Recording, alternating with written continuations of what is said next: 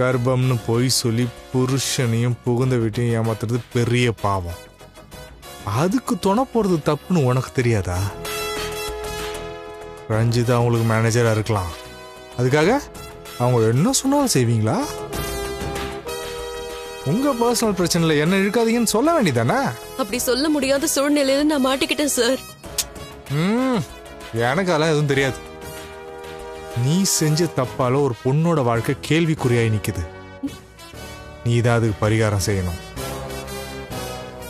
இல்லன்னா நீ கர்ப்பமா இருக்கன்னு கூட பார்க்க மாட்டேன். அந்த ரஞ்சிதாவோட சேர்ந்துக்கிட்டு நீ செஞ்ச கிரிமினல் வேலையை போலீஸ் கிட்ட போட்டு கொடுத்துருவேன். அதுக்கப்புறம் உன் நிலைமை என்னன்னு நீங்களே யோசிச்சு பாருங்க. சார் அப்படியெல்லாம் எதுவும் பண்ணிடாதீங்க சார்.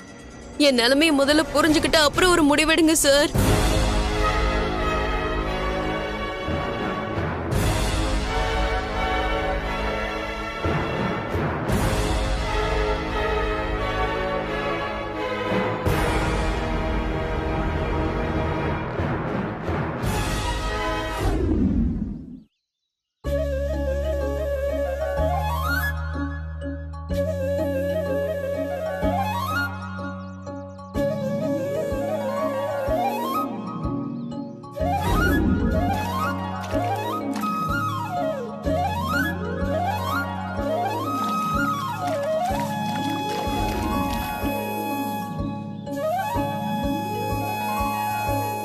தேங்க்ஸ் அருண். எதுக்கு? எல்லாத்துக்கும் சேர்த்துதான் சொல்றேன் அருண்.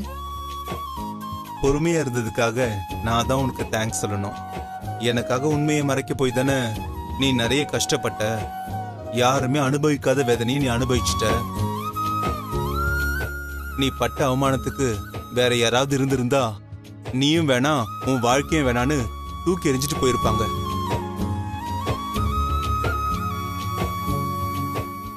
ஆனா நீ உன் காயத்துக்கு மருந்து போடுற மாதிரி நான் எதுவுமே செய்யலனாலும் நீ எனக்காக நின்ன.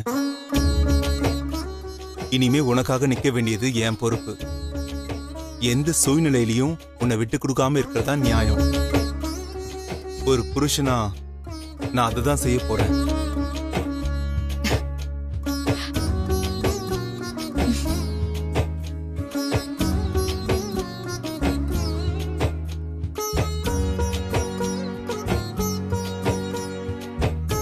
ரஞ்சிதா, இந்த இடம் எனக்கு ரொம்ப ரொம்ப பிடிச்சிருக்கு. வண்டிங்களோட சவுண்டு, ஆளுங்களோட இரைச்சல் எதுவுமே இல்லாம ஒரு மாதிரி சைலண்டா பீஸ்ஃபுல்லா இருக்கு இல்ல? அதுவும் இல்லாம ஒரு மாதிரி சுத்தமான காத்து. எனக்கு பேசாம இங்கே இருந்துடலாம் போல இருக்கு. ஆமா அருண், நம்ம லைஃப்ல செட்டில் ஆன உடனே இங்க ஒரு வீடு வாங்கிட்டு அடிக்கடி இங்க வந்துடலாம்.